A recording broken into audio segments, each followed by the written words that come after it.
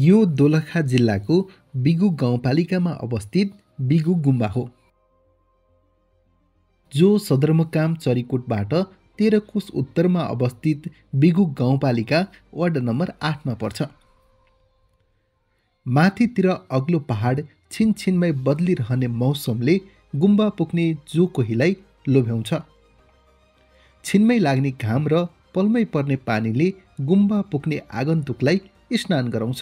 हामीलाई पनि गुम्बामा छिनमै पर्ने पानीले स्नान गरायो।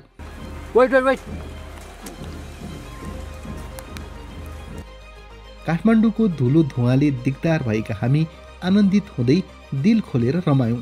बिगु गुम्बा ऊ हाम्रो भूपेन्द्र दाई आउँदै हुनुहुन्छ फिलिली।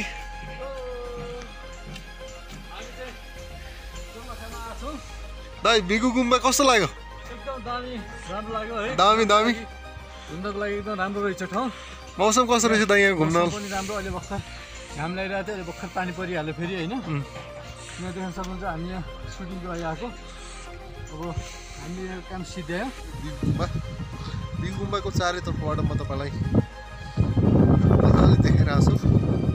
राखेको आनन्द लिनुहोस्, बिगु गुम्बा हेर्नुहोस्, बिगु गुम्बा घुम्न आउनुहोस्। दामी छ दामी, एकदम रमाइलो ठाउँ। तर यो ठाउँ हेर्नलाई एकदम राम्रो भए पनि तर चिसो छ। तपाईँ आउँदाखेरि चाहिँ तातो ज्याकेटहरू ल्याएर आउनु होला। ज्याकेट ल्याएर मजाले सेल्फी खिच्नुहोस्, फोटो खिच्नुहोस् होइन, एकदम रमाइलो।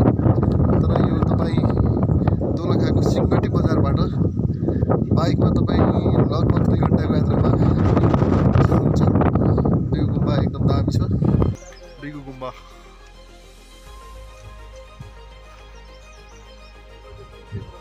दामी छ होइन त?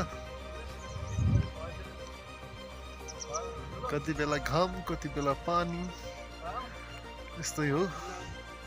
अहिले चाहिँ घाम लागेको छ, एकछिन पहिले पानी धर र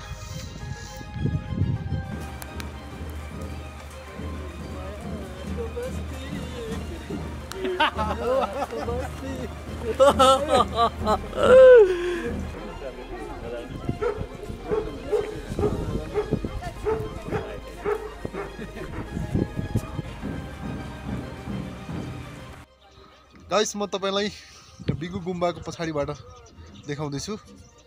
यो बिगु गुम्बा हो, तपाईँले यहाँ देखिरहनु भएको छ बिगु गुम्बा। बिगु गुम्बामा छौँ हामी। तर यो ठाउँ एकदमै रमाइलो भयो पनि तर चिसो छ। पहाडको फेदी र खोजको टुप्पोमा अवस्थित बिगु गुम्बा वास्तवमै दोलखा जिल्लाको महत्त्वपूर्ण धार्मिक तथा पर्यटकीय स्थल हो। बिगु गुम्बाको स्थापना विक्रम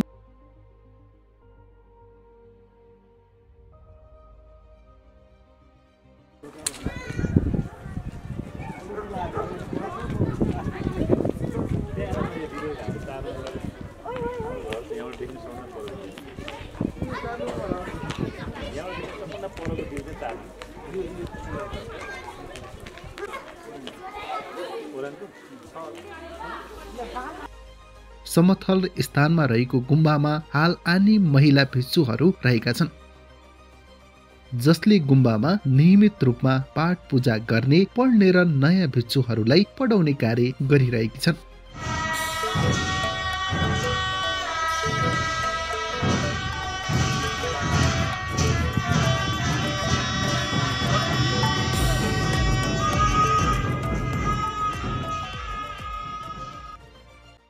गुम्बामा कहिल्यै ननिम्ने एक निम बत्ती नियमित रूपमा बलिरहन्छ।